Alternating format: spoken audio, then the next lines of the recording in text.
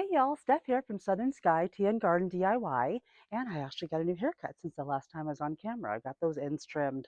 Got to keep it clean, y'all. Just like we prune our plants, got to prune the hair too. So anyway, today I have a lot going on, but it's about 4:15 in the early evening here. But I have lots to share with you, lots to show you, and we'll see how much we get through today, and I'll continue on the video tomorrow or the next day if I don't get through it all. But I've got lots of transplanting to do. So I'm going to scan around right first and show you what all has got to get in the ground immediately. It started reaching really nice weather here. We got past our 40 and 50 degrees. So now the nights should be in the 50s, low 60s for us. And got to get everything in. I feel very safe now putting in the zucchini and the squash and the tomatoes and doing lots of sunflowers still and lots of other flowers, but I'll just flip the camera around and show you what I've got to get in the ground. And also, if you see this little doodad here, I've got a new noise reducing microphone. So hopefully you'll be able to hear me and hear less of the whole neighborhood when I'm out planting, and be able to hear me better when I'm away from the camera and not so close. And we'll know the test because right now there's a plane flying above, and we'll see if you were not able to hear that. So awesome possum, works great. I'll flip the camera around like I said. Okay, so hey y'all, I'm back out here in the garden, and I am thinking I want to do a three sisters planting method actually for my zucchini that I was going to plant. So I've read up on it and, figured out how I could do it. So I've got my beans and corn and then zucchini. And what I'll do is plant my beans and corn next to each other and then put my zucchinis in between. And we'll see how that goes because supposedly, then, I mean, this has been a tried and true method for centuries here. The beans will put the nitrogen into the soil, and then my corn will grow up, and the beans will have a place to intertwine along the stalks of the corn, although I'll monitor it and still, put stakes in as needed. Because last year I found that our zucchini did really well when I staked it up and let it grow upward versus outward. So I'll also be doing that. I'll be staking up the zucchini so it doesn't necessarily spread, but grow upward. And that was it was great to find the bugs, and I didn't get a lot of rot and mold on the leaves. So we'll see how that goes. But I really thought, like in here, I'm going to try, because one thing that was kind of holding me back is that I didn't want to do the corn in a container again. And we're going to plant it on the other side of the yard, on the north side, where we could put it in the ground to get more, well, to see, to see how we do, to get more growth out of it. And but I decided that we'll just do about, like, what do I have? One, two, three, four stalks of corn. So it's not overwhelming. And there is cardboard, not not weed liner underneath these beds here, so that the roots can kind of go into the cardboard if they need to. And we'll see how it goes. If anything, we'll have smaller corn that we can use to shave into. Oh, my hands. These are garden hand soil. Garden hands? I tell you, yeah, garden hands. I invest in pedicures, but not in manicures. I'm like, I don't even care, because I'd rather garden. And I need to get my hand in the hand in the dirt, not just gloves, but literally hands in the dirt. So anyway, um, so yeah, we're just going to try that route this year and see how it goes, because again, last year we grew all the corn in the octagon bed. You can barely see it behind the maple tree over there. And it did okay, but it was still smaller heads than we thought. And we really thought it was because when we put in these beds, we put down plant liner and, excuse me, weed liner and rocks and all that. And it's like, if we had to do over again, and eventually I'm going to do a video where I do like what I've learned in my years of gardening, we wouldn't have done that. we would have just dug it out so it was dirt underneath, let everything go so it could grow into the dirt underneath, no barriers underneath there, and just be able to let everything do their thing. But we were novices, we didn't know.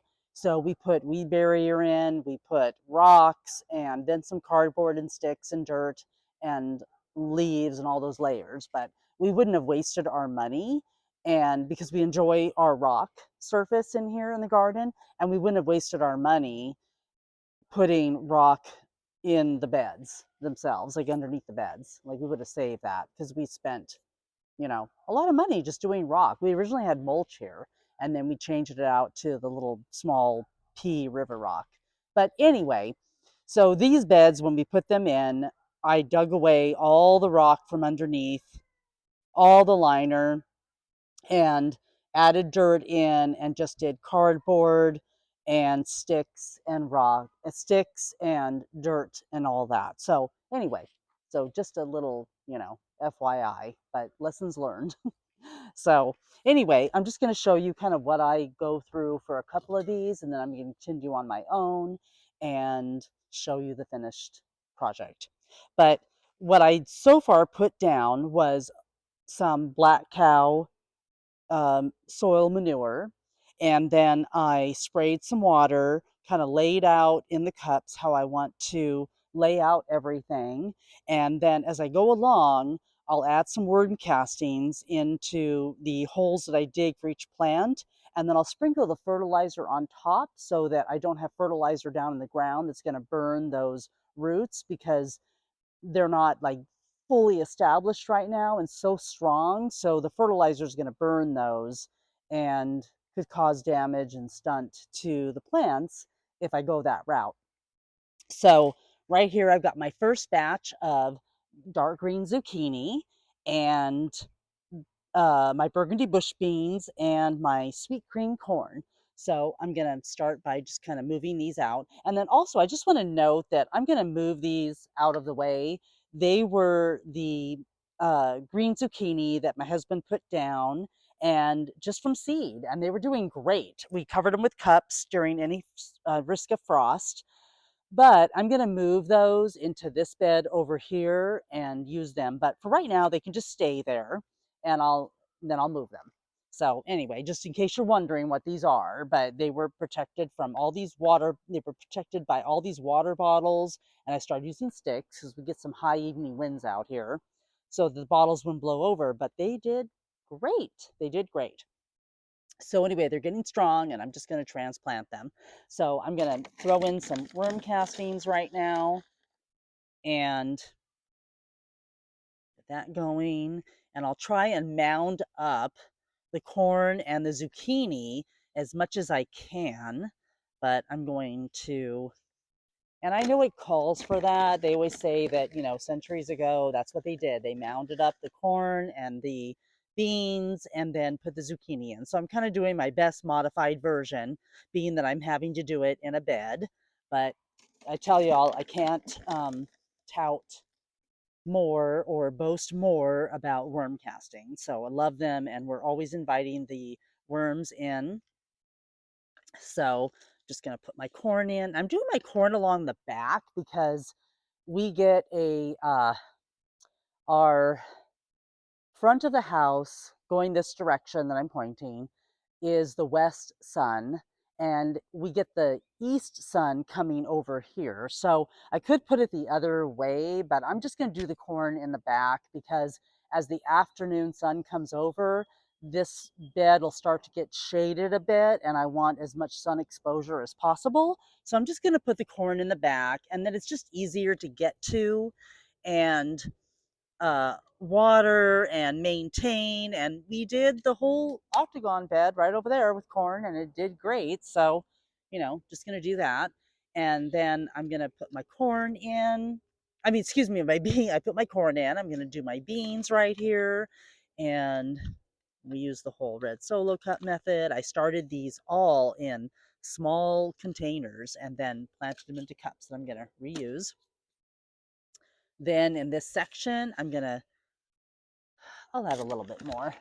I always just dig the hands right in. Yeah, we're gonna do our squash right here in between, and then I'm going to douse it with a little bit of water. And I did that before. I'm sorry, I used the black cow manure, a little bit more of it in here. And like I said, this whole bed is just full of sticks and leaves and potting soil and compost, and then black cow. And I added a little bit more black cow manure on top, and then added the worm castings in.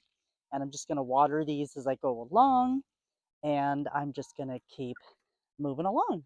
And then lastly, I'm going to break out the hose and water these while I add a little bit of fertilizer to the top of them, and hopefully they'll go good. So I will continue to do this real quick and follow up with you. Okay, y'all, I am back.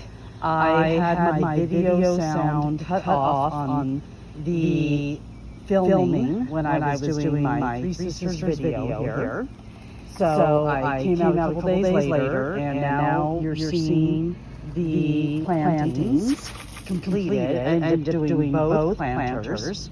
And I've got the corn, beans, and zucchini going along with some marigold seeds and sunflowers, of course. And they end up getting mulched.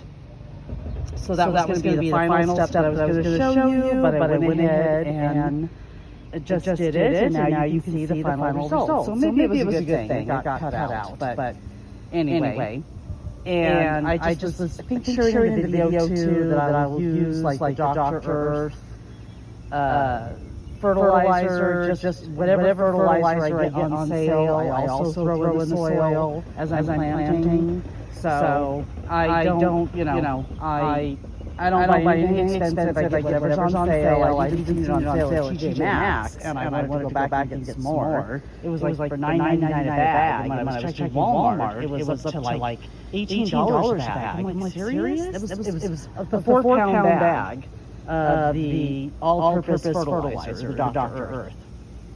So anyway, but I just wanted to show that's why I also added in there as I was planting along with the worm castings. And there you go, y'all. So we're just seeing how everything's going. And like I said, it's been a couple days since I did the original planting.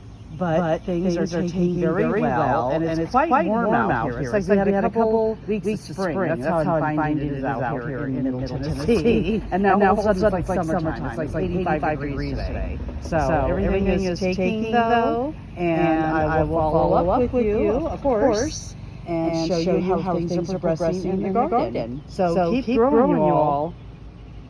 And please send your feedback on what you're doing and how your gardens are getting planted and what's happening.